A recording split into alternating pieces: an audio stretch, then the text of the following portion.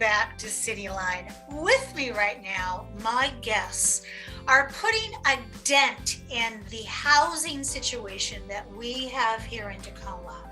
I'm always a city council person. I watch every single Tuesday, and there is never a moment when the unhoused and the housing situation in Tacoma is not brought up. So please join me in welcoming Mark Merrill. Mark Merrill, you are the Director of Special Initiatives for Home Sharing. And we're going to get into what home sharing is in a minute, but welcome back, Mark. Great, thanks for having me, Amanda. And with you, you brought Mary Herman. Mary, you are the manager of community-based programs for home sharing as well. Welcome, Mary. Hi, thank you. And I want to state right off the bat that this is part of a bigger umbrella that we're going to talk about right now. So, Mary, Associated Ministries, there's some big news coming out of that umbrella. What is it? Yeah, sure. So on January 1st, 2022, the organization that Mark was the executive director for, Shared Housing Services, merged with the organization I work for, called Associated Ministries. And this is a pretty bold and progressive step for nonprofits, as nonprofits aren't typically involved in mergers or acquisitions, but we did merge, and we're really excited about it because it means that we'll get to serve more people in the community. Absolutely. So Mark, what does the merger between Associated Ministries and Shared Housing mean for our community? Amanda, it means a lot. First of all, by combining the programs and resources of both agencies, it really allows us to now build that continuum all the way through from preventing homelessness to housing those neighbors that are houseless, which is just incredible to have that full continuum in one place now, under one roof.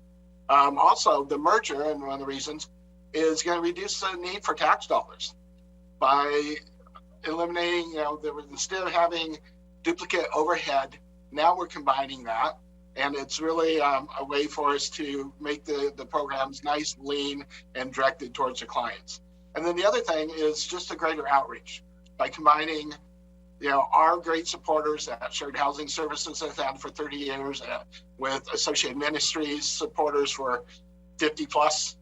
Now we can really make that outreach and be able to actually build capacity and help more people. So it feels like the two of you won the lottery with coming together with Associated Ministries and the influence that they have in our community. Mark, when you think about home sharing, first off, I just want to back up for a second, because Mark, you were on our show, gosh, I've got COVID fog. It feels like a long time ago. But Mark, would you just digress for a second and tell our audience what is home sharing? Because Sure. It's not opening your door and saying, come in. No. So home sharing, it's really not technical, as I've said in the past. If you've ever had a roommate, you are in a home share situation. Technically speaking, what we say is when two or more unrelated people are living together, sharing common area like kitchen, dining room, living room, but have their private bedrooms, that's a home sharing situation. And that's what we've been working on, like I said, for like 30 years. So something that simple, help us understand what role that plays in addressing current housing crisis and unhoused crisis, because you just can't walk in and say, hey, I have a spare room, come on in. Right, no. So home sharing, if you think of the crisis, we've got to stop the inflow. More and more people have been coming in. And so home sharing actually works to prevent people from becoming unstable, or if they are unstable and struggling, then it prevents them from going into homelessness. Another thing is households like on fixed income or limited income across the board, home sharing is a valid and valuable way to reduce monthly expenses, which we've all seen prices going up over the last couple of years, like utilities, food costs and all that now you can split it with your home sharing mate. And also for like seniors, it can be a way to, instead of paying out of pocket for services like transportation or meal prep, now your housemate can help you with that. And then the beauty of it is every time someone opens up their home and use that extra bedroom, it creates an affordable housing option for someone that needs it. You know, that is hugely important. Absolutely. Boy, very, very well said. So, Miss Mary, who are the people? Because we all have in our mind who we think needs housing.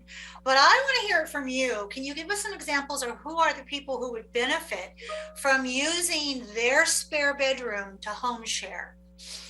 Yeah, there's a lot of different kinds of people who become home providers in a home sharing situation. The primary population we work with is we have seniors and people with disabilities who often get involved in home sharing situations to remain independently housed. But we also have a lot of people who become home providers who are on fixed or limited incomes who may benefit from that, those contributions to rental payments or mortgage payments. We also have home providers who are just looking for a way to give back to the community, or also people who are single and eager to break out of isolation and just some companionship. I love that. It helps us kind of put a face to the person so we can understand the groups that are served here. So for someone who's thinking about becoming a home provider, Mark mentioned, gosh, one of the things that comes to mind is you get to split some of the expenses you might have. Mary, what are some of the other benefits for becoming a home provider that maybe we wouldn't think about? Yeah, well, aside from that those reduced household expenses, some other benefits include getting some help around the house. In some cases, when we make matches with home seekers and home providers, we can facilitate an exchange of services or labor, such as light caregiving for people who need it, or yard work, chores, home maintenance, those sorts of things to make up for the lower rent payment. And other benefits, like I mentioned, companionship. We know that isolation has some detrimental impacts to mental and physical health, as I'm sure we've all experienced here in the pandemic. So having a roommate situation can help with that. And then on a more macro scale, because home sharing is an affordable housing option, it reduces the need for tax dollars because we're using existing housing stock to address affordable housing needs. And it also keeps neighborhoods stable, preventing displacement, and help build community. Absolutely. Oh, so well said. So we got a home provider point of view here in terms of benefits. Now, Mark, who are people who are looking to rent out a room? Who are those home seekers? Yeah, Amanda, they literally are our friends, our neighbors, our family members. We're seeing more and more seniors on fixed incomes or limited income, local college students that are currently enrolled. There's not the they're trying to go to school, so they're not they don't have a huge income stream, and it's almost impossible to find an affordable place for them to rent and study, and that's just what they're needing. Workers also who are working, but maybe they don't qualify for or currently have the resources to rent a place, that at current market and do the whole security and move-in deposit and everything. And that includes like recent college graduates, coming in their entry-level job. They're not making a lot of money, but those inexpensive first places just aren't there anymore. And then one also I want to really touch on is that we've seen, especially with the pandemic, is the youth and young adults that are, find themselves out of a home situation and actually are experiencing homelessness. They're needing a home share situation to get back on track. Absolutely. Couch surfing is alive and well. Yes. And it's also under the radar. So I can hear the question bubbling. So Mark, what's the answer? How do you ensure that this process is safe? Well, besides doing it for 30 plus years now, we really have the steps. And the first, we do background checks on both sides, so the home providers and the home seekers. We also, and I'm very proud of this, we work with humans. And so we have not just a light conversation, we really have that one-on-one conversation to get to know, again, the provider or the home seeker, what their needs are, what their wants are, what their likes are, so that we can really kind of get that profile to make a good home share.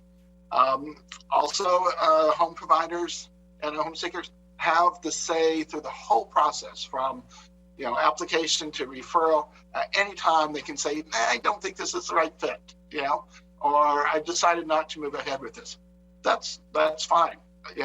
They've got control through it. And then after move-in and the home share match, we provide follow-up. We'll do check-ins. If any conflict arises, we help with the mediation on over the milk in the refrigerator. Oh, there we go. That was what I was looking for, was what other tools do we have once that home sharing situation takes off? Mary, do you have more than just one home sharing program? Yeah, we do. We actually have 3. So the first one is our adult home sharing program, which is open to anyone 18 to 97. So that's probably our broadest program. And our role primarily is vetting people, like Mark just spoke about, and making matches. So our role is kind of like the matchmaker with that one.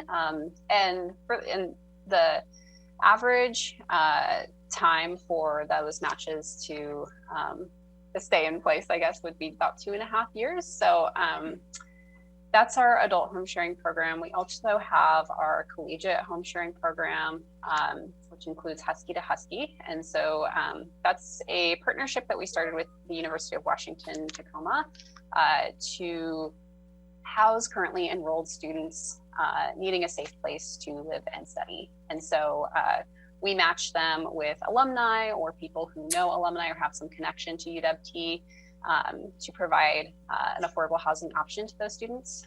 And then our third program is the Youth Host Home program. This one is open to youth ages 16 to 24 experiencing homelessness. And host home providers offer a safe place for that youth to live while they're simultaneously working with one of our case managers to meet their goals for a full year, with the expectation that they'll graduate out of that program into permanent, sustainable housing. Wow, that is impressive. After hearing those 3 options, I think it covers everybody. There isn't anybody you have not included and touched that would benefit from this home sharing program. So here's the big question, Mary, and it may seem like an obvious answer, but how can the general public help?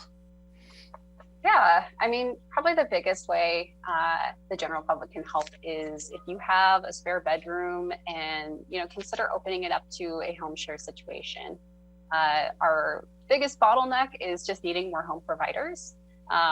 And if you yourself don't have the option to do that, you can share this information with someone who might be able to benefit from home sharing. And then invite us to any organizations you attend that you might want to presenter at. We'd love to just continue to get the word out there and expand our outreach. Oh, I love that. We've been showing the website underneath both of your beautiful faces this whole time. And we want to direct people, if they want more information, to go ahead and click on that website. I want to say thank you to both of you and to the team that you also could not have on this segment because we don't have enough room. But you are addressing this problem every single day and standing in the solution. And that solution is so inclusive and so well thought out, from a spiritual footprint to a carbon footprint. You guys have covered this. So I just want to say congratulations. And oh my goodness, I can't wait for the great things to happen. And I want to have you on sooner than later. And this next time, I'd like you to bring one of your either home providers or home seekers with you. And so we can get kind of a firsthand, how is it? What do you think? And is the person you're living with a morning person or not? So there will be more to come from this fabulous merger. Thank you both so much for being here today. Thank you, Amanda. Yeah, thank you. You're more than welcome. We have much more good stuff to come on Cityline. Don't go away. We'll be right back.